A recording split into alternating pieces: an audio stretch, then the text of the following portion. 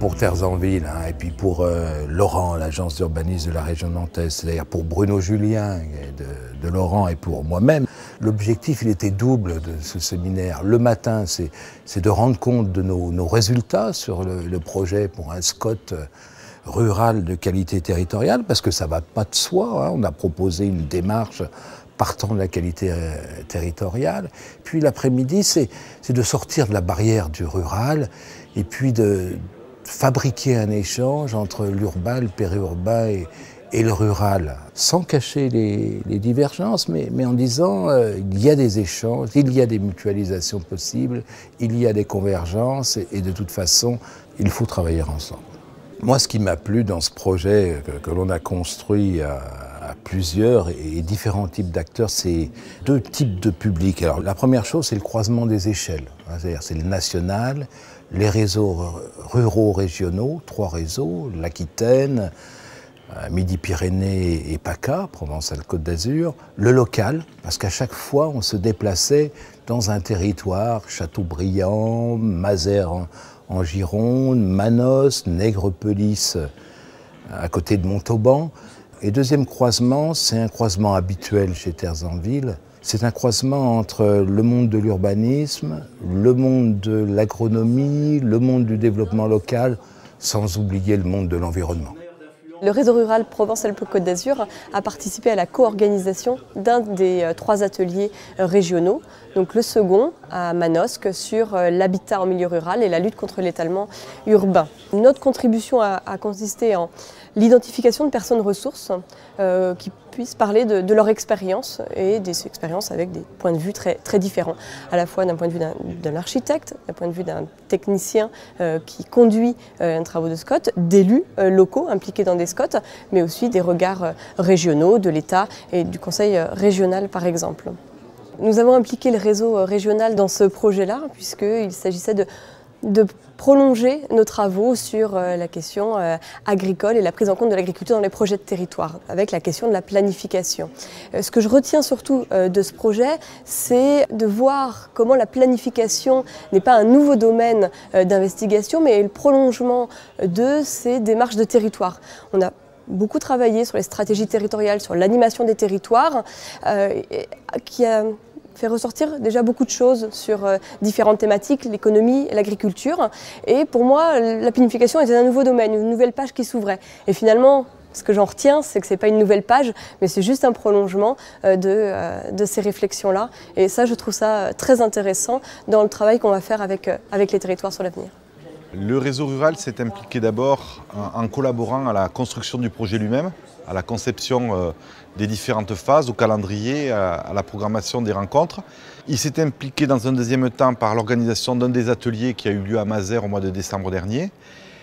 Et ensuite, il s'est aussi impliqué par la mobilisation de partenaires et d'acteurs aquitains qui ont contribué au projet national, soit par des déplacements, soit par des contributions écrites. On pourrait retenir en fait 2 dimensions particulières. C'est d'abord la question de la qualité territoriale, donc de la valorisation des ressources quand même dans une optique économique de développement local. Et le deuxième aspect qui est très intéressant pour nous, c'est l'articulation entre la planification et les démarches de développement local à travers lesquelles on reconnaît notamment les pays pour lesquels en Aquitaine on a une recherche de convergence. Moi, il me semble que c'est la combinaison de 3 attentes, de 3 réseaux régionaux différents qui font converger l'intérêt du projet vers 3 thématiques complémentaires. La question de la gouvernance multi-acteurs dans un SCOT de qualité territoriale, la question de la lutte contre l'étalement urbain et du traitement du logement et de l'habitat en milieu rural, et enfin le 3e point relatif à la gouvernance alimentaire et l'agriculture de proximité. À travers ces 3 sujets, en fait, on a quand même 3 rencontres de réseaux régionaux qui font une contribution de niveau national avec d'autres acteurs et opérateurs nationaux.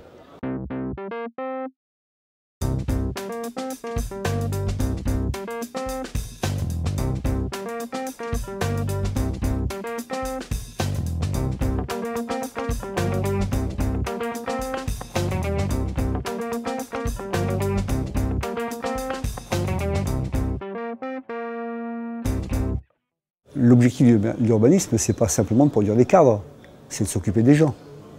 Donc on voit bien que l'objectif, il est quand même de voir de quelle manière les gens habitent, occupent, travaillent, vivent dans un territoire. La démarche qualité qui a été proposée et qui est envisagée est une démarche absolument essentielle. En gros, les Scots ruraux nous réinterrogent sur la capacité de la norme dans les territoires un peu différents de la ville, où tout est simple, où apparaît simple. Quand on est dans des territoires dilatés, fragmentés, où les acteurs sont multiples, où les acteurs sont lisibles et visibles, on voit bien que les préoccupations sont d'une autre nature. Et donc la démarche qualité nous impose deux choses. Elle nous impose d'abord de regarder, d'écouter le territoire. C'est quand même énorme, c'est quand même très important. Et deux, d'inventer la boîte à outils qui va avec. Et ça aussi, ça change. Est-ce que ça veut dire qu'il faut mettre les Scots à la poubelle ou dire que la norme est difficile? Oui. Il faudra y réfléchir, il y a du conflit, c'est certain. Mais ça ne veut pas dire qu'il faut mettre la norme dehors. La norme existe. Le Scot doit, à un moment donné, être un outil de projection spatialisé du projet. Il faut le prendre comme tel. C'est une réflexion qui est intéressante parce que ça nous oblige tous les jours à retravailler différemment avec les élus, avec les acteurs, et d'inventer, d'innover de quelle manière on peut effectivement traduire cette norme dans la réalité quotidienne. Donc le réseau rural Midi-Pyrénées a été approché directement par Terre en Ville pour pouvoir être sollicité pour participer à l'aventure Scot de qualité territoriale qualitaire. Et donc nous avons participé à l'ensemble des ateliers qui ont été menés par Terre en Ville, de Châteaubriand, je dirais, à Nègrepelisse, à ici aujourd'hui à Paris, parce que ça nous paraissait important sur l'ensemble des thématiques de pouvoir être présent, soit en témoignage, soit simplement en auditeur libre, mais pouvoir accompagner la démarche tout au long du projet. Un Scot rural est-il spécifique? Est-ce que c'est la même chose qu'à la ville?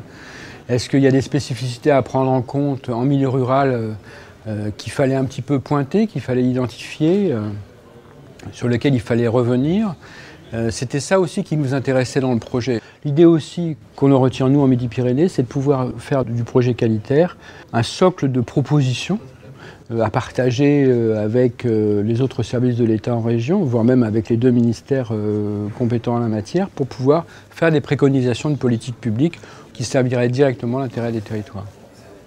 J'ai le sentiment, c'est sans doute un peu optimiste de ma part, que l'on est la génération qui est en train de dépasser le clivage urbanisme-agronomie, ville-urbain-ruralité. Les différentes catégories d'acteurs sur un territoire et la façon d'habiter ce territoire, c'est vraiment une force importante. Il faut plus libérer toutes ces forces. Et là, il y a une intelligence collective à valoriser, à faire émerger, à valoriser, à transformer en politique publique et en partenariat public-privé.